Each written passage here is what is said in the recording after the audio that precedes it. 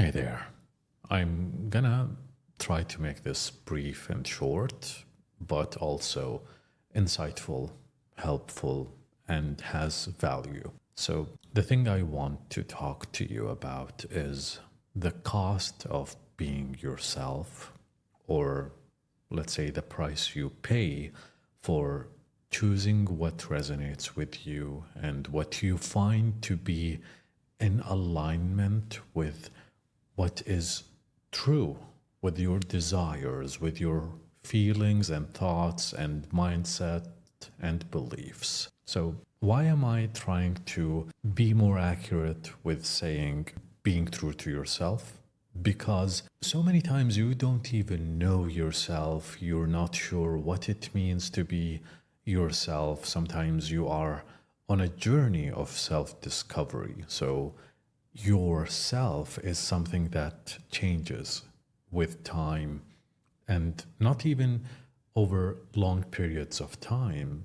Rather, it fluctuates. Sometimes you are happy and in a comedic sense, and other times you are in a dark, melancholic persona. And sometimes throughout the day or the week, you're not even sure you're being the same person and you're not even in the same cognitive level. I'll put it that way. Anyway, so I want to say the cost of being in alignment with what you like, with what you feel, with expressing how you really are. The price you pay usually is confrontation and making enemies of people you like, or becoming at a crossroad with those who matter to you. Now, it's easy to say those who matter don't mind and those who mind don't matter, something along those lines, but it isn't really the case. You could be living in a society that does not share the same thoughts you have, and it's a normal thing. It's part of being part. It's part of being among a society. Normal thing. However, those challenges and those confrontations where you are faced with the choice of being yourself and saying what you think and let whatever happens and let them confront me and I confront them, and there is maybe going to be arguments and whatever, or conform to what they deem to be what's right and what you should be doing. And I think, imagine this: you are this wonderful sculpture, and the more you confine, oh my God, the more you abide. I'm not sure I'm picking the right words here. The more you abide by your community and your environment, the more they refine your edges and the more they turn you soft and watered down and mellowed down, and you become lesser defined by your true self. In fact, what's within you will become dimmed down and will keep getting buried down until eventually it stops wanting to be on the surface.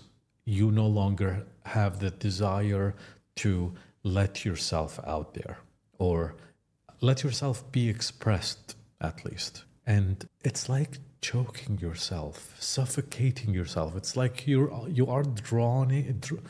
It's like you are drowning, and the more you allow it to happen, the deeper down the abyss you drawn. Am I even pronouncing drowning? Yes. Anyway, however, here's the thing, and here's the beautiful thing about choosing to confront and choosing to be yourself and fighting those battles.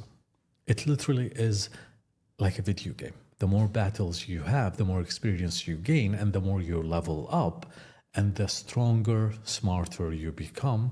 And it's so beautiful. And the more you learn about yourself, the more you are able to be you and allow it to come out into your environment and shape yourself and shape a place for yourself and be there. Have an element that is yours. Have an existence that is genuinely, truthfully you. So I'm not saying, when I say confrontation, I'm not saying fight and be aggressive, and anyone who even criticizes you, you have to find an ultimatum where you either with me or you're cut out. I don't want you in my life. It's not like that. It's a dance. It's intricate. It's not easy or direct. So what do I mean by that? Those interactions, even if they could lead to confrontation or arguments or even shouting or yelling, hopefully it doesn't get that far. They teach the world about you as much as they teach you about yourself. Usually not as much as they teach you, but it shows them that, hey, and it shows yourself as well, you have a backbone. You're different in certain ways. Maybe you are similar in other ways, but you know what? You're not this jello that falls down to whatever whim that hits it. No, you're solid, you're strong, and you have an opinion and you have your thoughts. Even if they change, they are yours and you've changed them. So you are still you.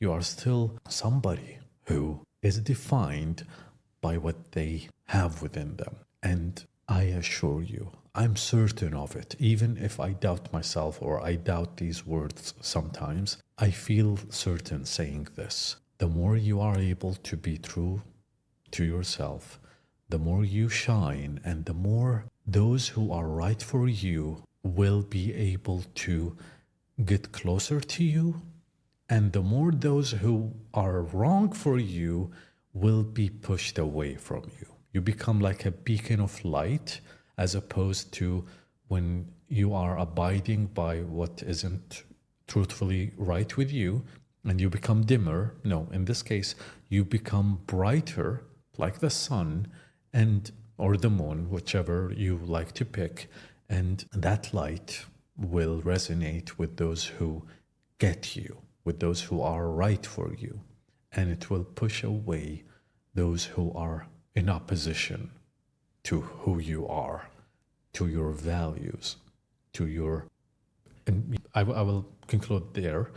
They will be pushed away because they are not in alignment with your energy and with yourself, with who you are. Thank you for listening, and I wish you the best of luck.